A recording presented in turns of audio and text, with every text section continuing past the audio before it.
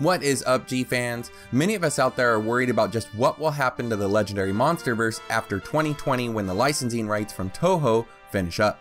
Will the Godzilla film universe simply cease to be after Godzilla vs. Kong? Will Toho extend the deal? Take the opportunity to begin their own shared universe? Or do some of both? There are a lot of questions to take a look at here, so let's dive right in.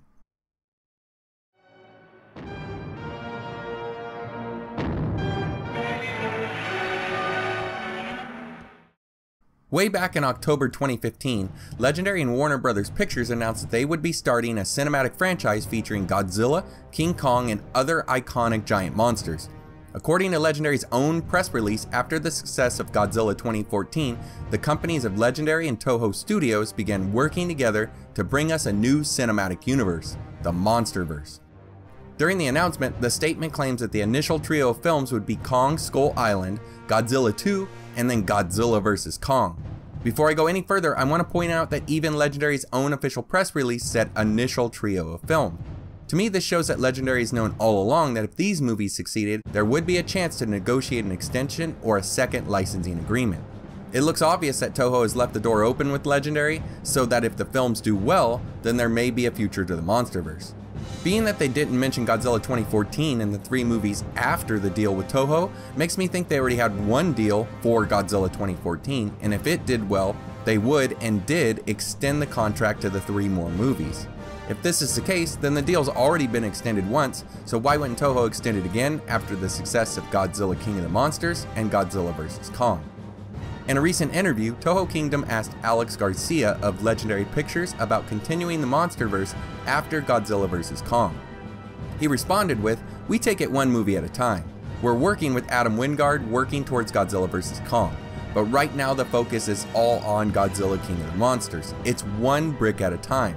There's obviously a goal of what we want the whole thing to look like, but each piece has to be as good as it can be.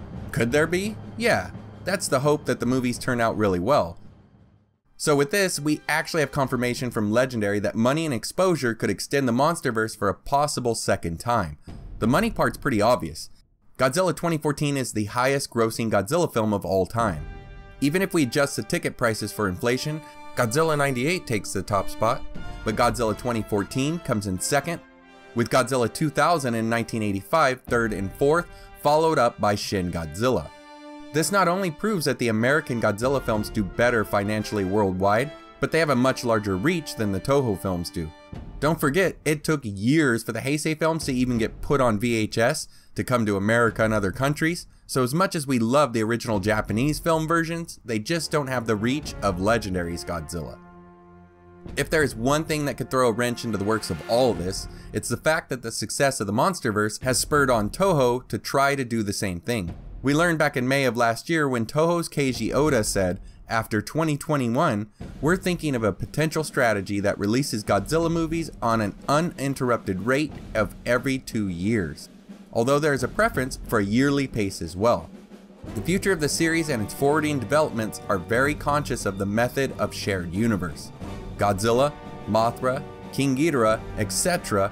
can all share a single worldview, much like a Marvel movie where Iron Man and the Hulk can cross over with each other. Shin Godzilla was a huge hit, but instead of doing the obvious idea of making Shin Godzilla 2, instead think of a world that can be used for a long time. I'd rather make a world of Godzilla. This all sounds amazing, but there is one big problem. When Toho Studios allows American movie companies to the rights to make Godzilla films, they have a stipulation that the Japanese and American Godzilla films can't compete with each other. Now in the past, this looked like that if one franchise was going, you couldn't have a second one going as well. But we've learned recently with Shin Godzilla that the Monsterverse could be going, yet in between films, we could still get a Japanese Godzilla film. But this was only one film. How would that work with fans and audiences if there were 2 full competing universes going on at the same time? As a G-fan, I'd take all the Godzilla I can get. I just think that Toho is reaching way too far here, trying to cash in on what Marvel has in its shared universe. They need to realize that Marvel's shared universe is not going to be duplicated. Not only does it contain decades and decades of stories, but there are hundreds and hundreds of characters to draw from.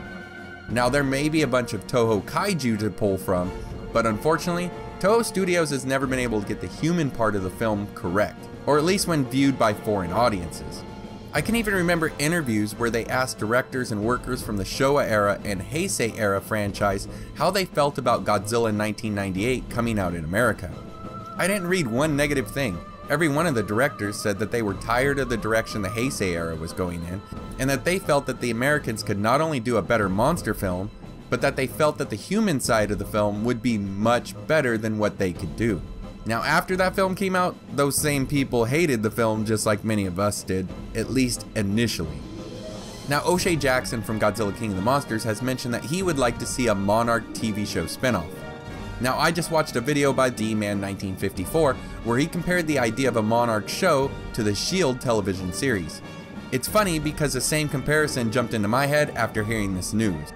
The S.H.I.E.L.D. series could have been okay, but they never put any decent Marvel characters from the comics in it. And when they did, the characters were stupid except for Ghost Rider, but that was way too little, way too late. Marvel has literally hundreds and hundreds of characters to draw from, and they pulled like 3 losers out of the box. I mention this because if Legendary wanted to do a Monarch spinoff, the only way I think it would succeed is if they would bring in lesser known kaiju to deal with each season.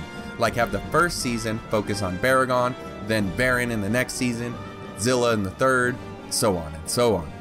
So let's just say that Godzilla King of the Monsters is going to do gangbusters in the box office like we all expect it to, and that Godzilla vs. Kong follows up successfully as well. Where does Legendary go after these 4 films? Unfortunately, they've already used the most popular kaiju at their disposal, so what does that leave us for Titans to fight the Big G? Well, we still have Kong because he's not part of the deal, but all the other kaiju who aren't Legendary originals are licensed by Toho. Destoroyah's already been teased with the Oxygen Destroyer, so it wouldn't surprise me if he was the next big bad to replace Ghidorah after Godzilla vs. Kong. Beyond that, we have a huge stable left, it's just up to which one of them fit into the Monsterverse realistically.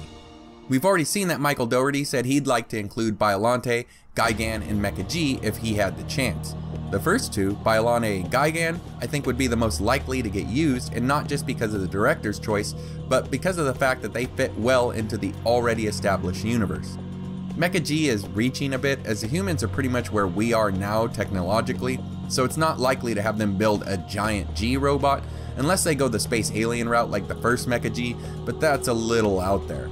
Although, seeing as how it's likely that Ghidorah is from space in the Monsterverse, we do have a way of introducing aliens there. Who else do I think would be a good fit in the Monsterverse? Well, Kumonga, Ebra, and Kamacuras, they all fit well because they're pretty much just bigger versions of known Earth creatures. If we add in Gigan into the mix, then why not add Megalon as well? The list doesn't stop there either. When I actually started thinking about which kaiju would realistically go to the Monsterverse, it surprised me actually just how many could work with just a small refresh. People already thought that Anguirus was going to be in the film by the trailer, and everyone seemed to like it, so that obviously could work. But I think all of these other monsters could make the transition as well. Baragon, Batra, Zilla, Varan, Mechagodzilla, Ghidorah, and even King Caesar. Heck, even the space aliens may work if done right, like Dogora and Orga. The only ones I think would be tough to set up would be the mechas, like Mecha Ghidorah, Jet Jaguar, Mogera, as well as the Mecha Gs. And I didn't forget about the Smog monster. I would love to see an updated Hedorah. I could even see it with a hybrid Muto look to it. And speaking of Mutos, we can't forget that Legendary basically has an unlimited number of those guys, as well as their own originally created kaiju. Not to mention that any of the big 3 could return: Ghidorah, Mothra, and Rodan. In the end, what do I think is going to happen after Godzilla vs. Kong? Well, I'm betting that the Legendary Monsterverse does well and they get to continue the franchise after 2020. Depending on the box office, we could even see non-Godzilla spin-offs, such as a Mothra or Rodan solo film. But on the same token, I think that the films will continue to come out further spaced apart so that Toho would be able to do their own films in between. What Toho Kaiju would you like to see included in the films? I'd love to hear what you guys think about the future of the Monsterverse, and any other thoughts you have down in the comments.